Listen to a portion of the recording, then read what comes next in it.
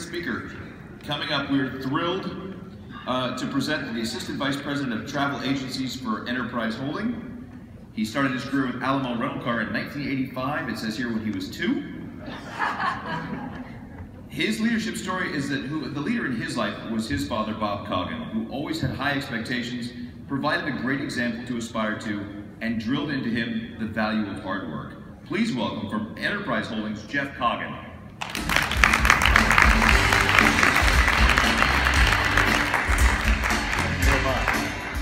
Hello, am I on? Okay. Well, first off, a lot of you know my father, Bob Coggin, and frankly, I appreciated the opportunity to talk about him and talk about how lucky I am, frankly, to be his son in a room like this. Actually, I recently had a bit of an epiphany. Somebody went to him. Usually people go, "Oh, you're Bob Coggin's son." Somebody actually went to him the other day and said, "Oh, you're Jeff Coggin's dad." That was great for me.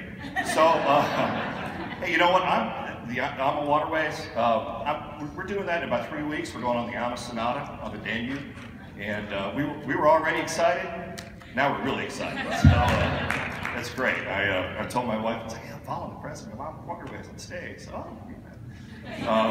So, all right. So before I get started, I would like to say thank you, Jana, for this opportunity. I mean, what a great conference. Over 1,000 people here this week. And we did a presentation last week, we're doing one today, but what a great opportunity for us.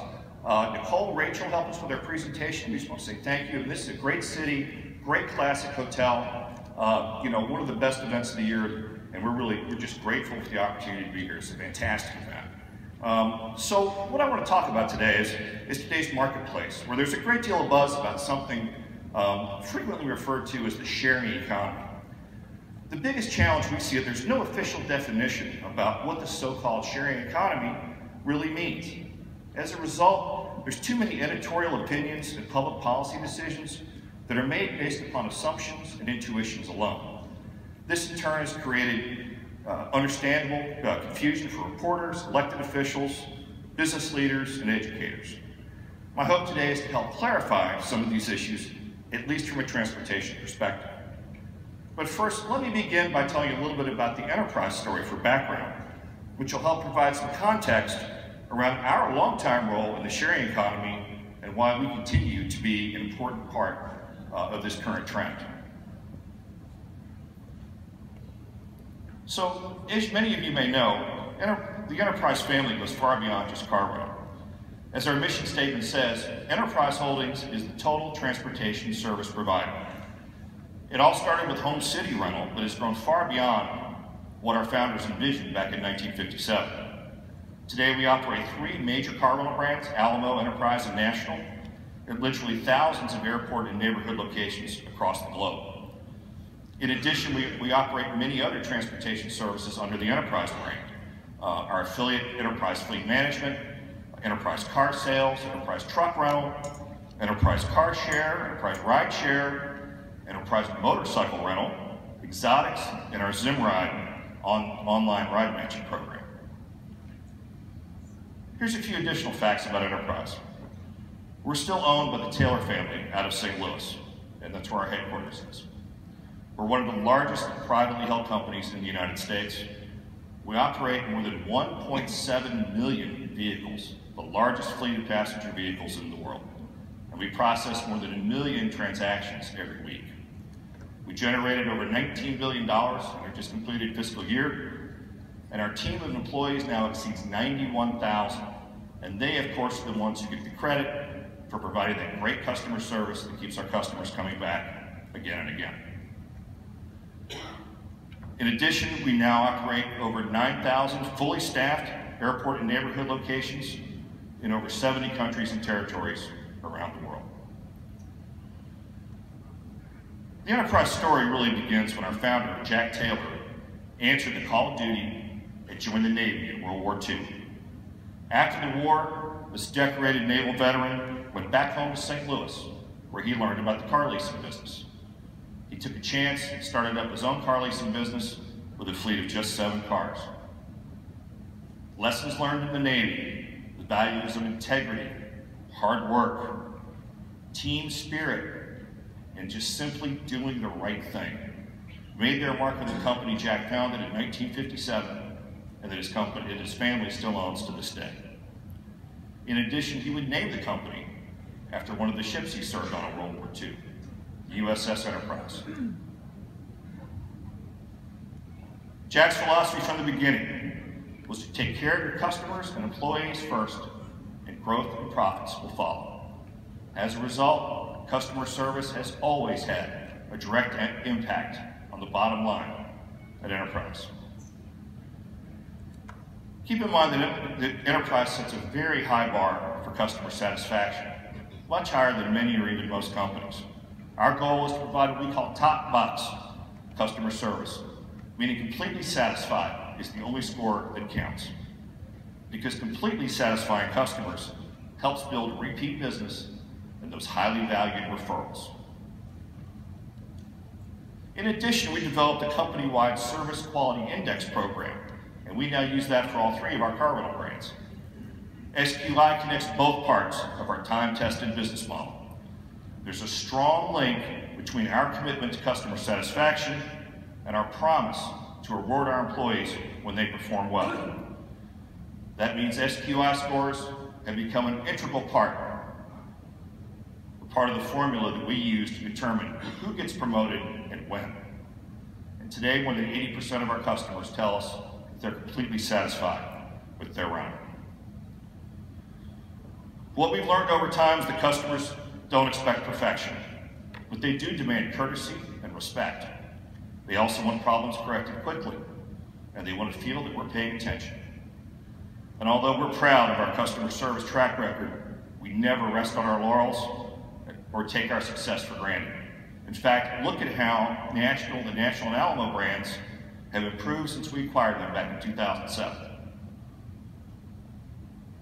Now rated 1, 2, and 3 for Junior Car Associates. As you can see, we at Enterprise Holdings believe that customer service excellence is the most important and effective way for us to differentiate our brands in the highly competitive car rental and travel industry. But what about the sharing economy? Are the rules of engagement different? Are there any rules at all? And is it changing the way Enterprise Holdings operates and differentiates our portfolio of car rental brands? The answer is not really, and I'll take a moment to explain why. Many of you may be aware that the theme of this year's Global Business Travel Association convention was #sharing. It definitely underscores how much media buzz has been created around this sharing term. One of the panel discussions included Enterprise Holdings Chief Strategy Officer Craig Stubblefield, along with executives from NH Hotel Group, Zipcar, and Airbnb. It didn't take long for this high-profile panel to quickly dive into a lively debate about what the sharing economy means in the travel business.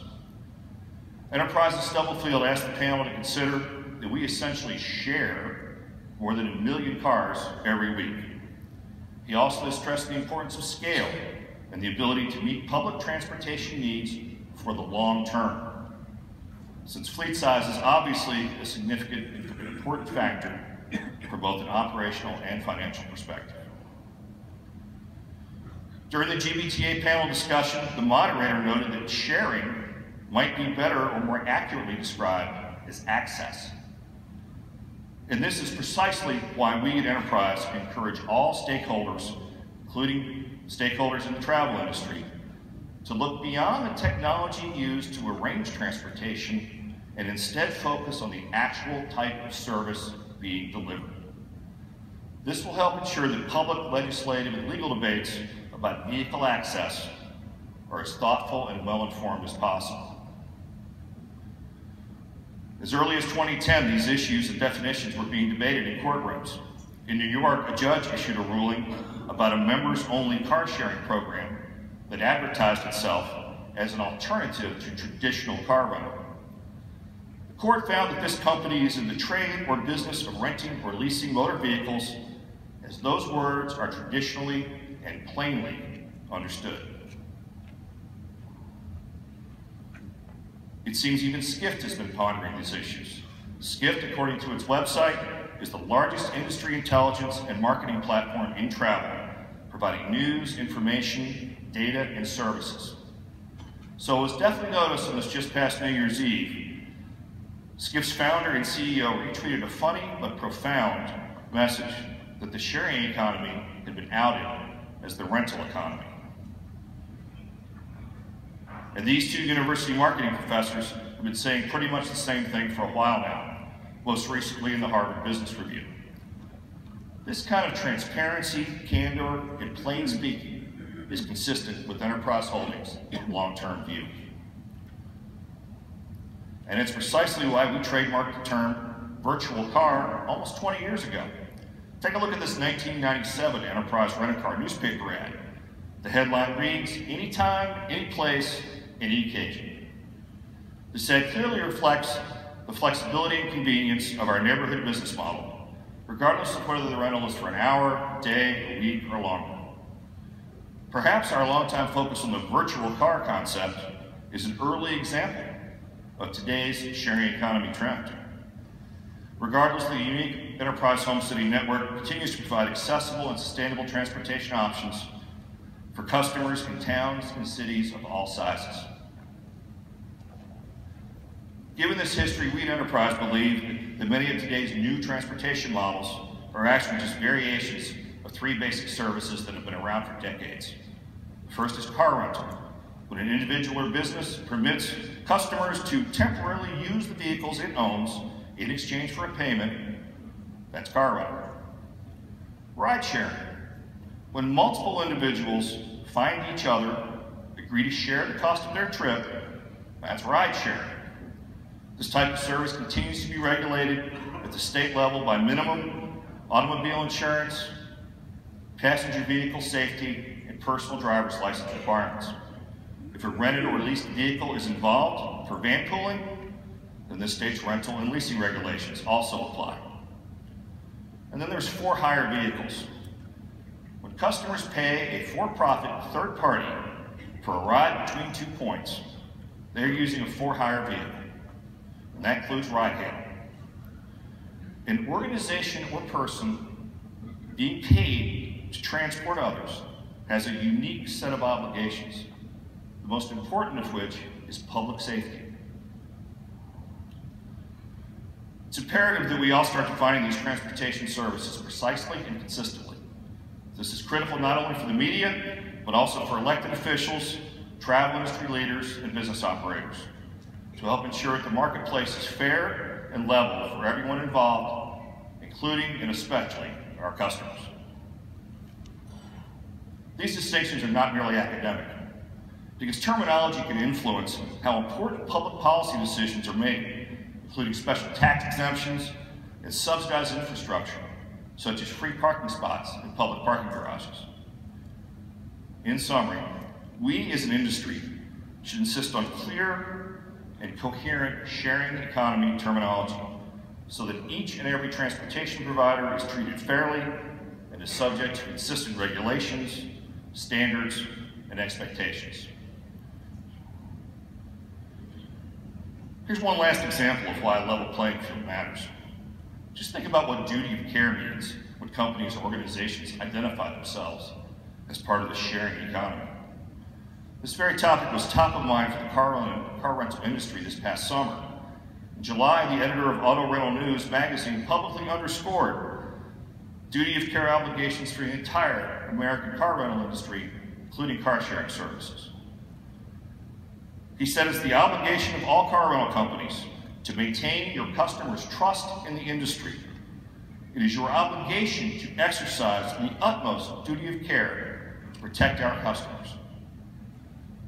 It's hard to imagine anyone in this room would disagree with that editorial. From customer service to vehicle accessibility to duty of care. These are the kinds of customer and operational issues that need to be taken into account when sharing economy definitions and public policy matters are being evaluated and weighed. That's because these significant and meaningful principles not only instill confidence and trust, but they also differentiate and strengthen brands for the long term in the transportation and travel industries. With that, I say thank you very much. We're grateful for the opportunity to be here. Thank you all for your business.